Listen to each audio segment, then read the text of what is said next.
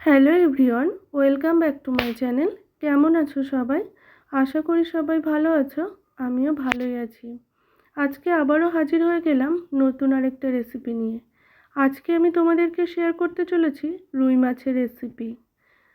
রুই মাছের এই রেসিপিটা যদি আমাদের দুপুরের মেনুতে থাকে তাহলে এক থালা ভাত নিমেষে শেষ হয়ে যাবে। না না, একদম বাড়িয়ে বলছি না।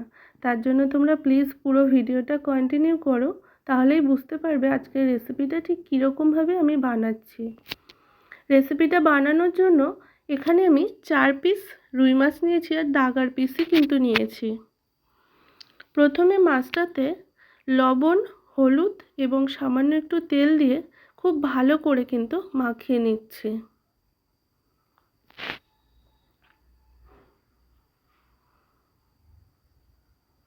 মাখিয়ে নেওয়া হয়ে গেছে, দেখতেই পাচ্ছ। এরপর গ্যাসে কড়াই বসিয়ে দিয়ে কড়াইটাকে গরম করে নিয়ে কিছুটা সাদা তেল এবং কিছুটা সর্ষের তেল দিয়ে দিলাম। দিয়ে তেলটাকে খুব ভালো করে নাড়াচাড়া করে তেলটাকে গরম করে নেব। নিয়ে তারপর কিন্তু মাছগুলোকে ছেড়ে দিয়েছি। মাছগুলো ভাজা হচ্ছে এবং মিডিয়াম ফ্লেমে রেখে মাছটাকে এপিট ওপিট করে খুব ভালো করে লাল লাল করে কিন্তু ভেজে নেব।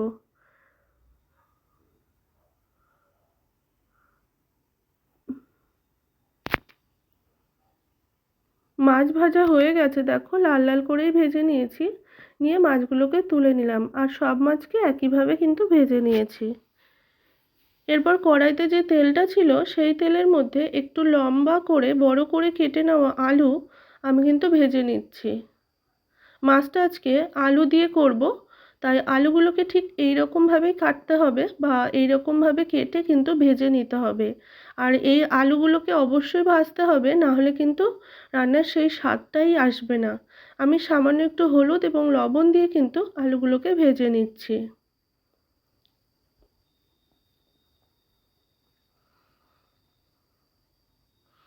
আলু কিন্তু ভাজা হয়ে গেছে, দেখতেই পাচ্ছ লাল লাল করে ভেজে নিয়েছি, তুলে নিলাম।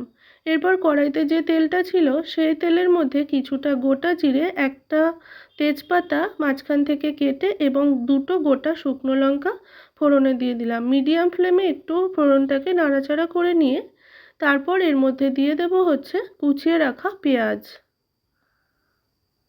আর দিয়ে দিলাম হচ্ছে দুটো কাঁচা লঙ্কা মাঝখান থেকে ভেঙে দিয়ে দিলাম। এরপর লঙ্কা এবং পেঁয়াজকে খুব ভালো করে ভাজা ভাজা করে নেব। খুব ভালো করে ভাজা ভাজা করা হয়ে গেছে। এরপর এর মধ্যে 1 চামচ আদা এবং রসুন বাটা দিয়ে দিলাম।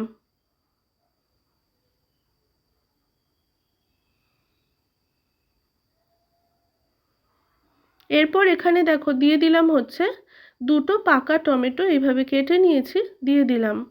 এই রান্নার স্পেশাল জিনিস হচ্ছে টমেটো।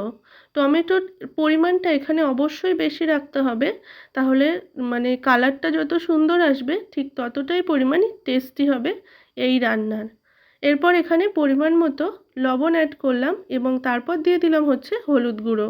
খুব ভালো করে মশলাটাকে কিন্তু কষিয়ে নিলাম। দেখতেই পাচ্ছ টমেটো অনেকটা কিন্তু গলে গেছে, তেলও ছেড়ে দিয়েছে মশলা থেকে। এরপর এখানে দিয়ে দিলাম হচ্ছে আলুগুলোকে দিয়ে মশলার সাথে খুব ভালো করে আবারও 1 মিনিট একটু কষিয়ে নেব। কষিয়ে নেওয়া হয়ে গেছে। এরপর এখানে পরিমাণ মতো জল অ্যাড করলাম। জল অ্যাড করে খুব ভালো করে নাড়াচাড়া করে দিচ্ছি। আলুগুলো যেহেতু সিদ্ধ হবে তাই জলের পরিমাণটা এখানে অবশ্যই বুঝে দিতে হবে। দিয়ে একটা ঢাকা দিয়ে দিলাম, 2 থেকে 3 মিনিট একটু ফুটিয়ে নিলাম। 2 থেকে 3 মিনিট পরে দেখো এই যে, এরপর আমি মাছগুলোকে দিয়ে দিলাম। মাছগুলো দিয়ে আবারও আমি 2 থেকে 3 মিনিট খুব ভালো করে ফুটিয়ে নেব। এতে মাছগুলোও সিদ্ধ হয়ে যাবে এবং হচ্ছে ঝোলের পরিমাণটাও অনেকটাই কিন্তু কমে আসবে।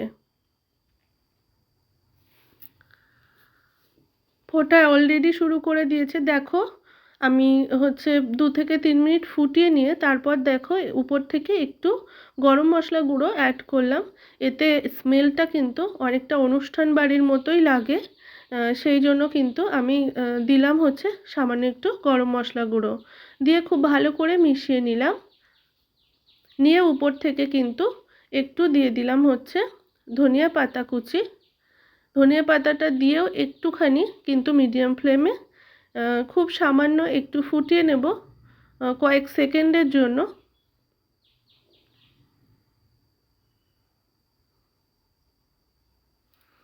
এই যে দেখো একদম রেডি হয়ে গেছে আমার আজকের রেসিপি। আর এই পর্যায়ে দেখে নিতে হবে যে লবণের টেস্টটা ঠিক কেমন হয়েছে বা ঝালের টেস্টটা কেমন হয়েছে, তাহলেই একদম রেডি হয়ে যাবে আমার আজকের রেসিপি আলু টমেটো দিয়ে রুই মাছের রেসিপি। আজকের রেসিপি তোমাদের কেমন লাগলো অবশ্যই জানিও। যদি রেসিপিটা ভালো লাগে একটা লাইক করো, নতুন বন্ধুরা চ্যানেলটা সাবস্ক্রাইব করে দিও। সবাই ভালো থাকবে, ধন্যবাদ।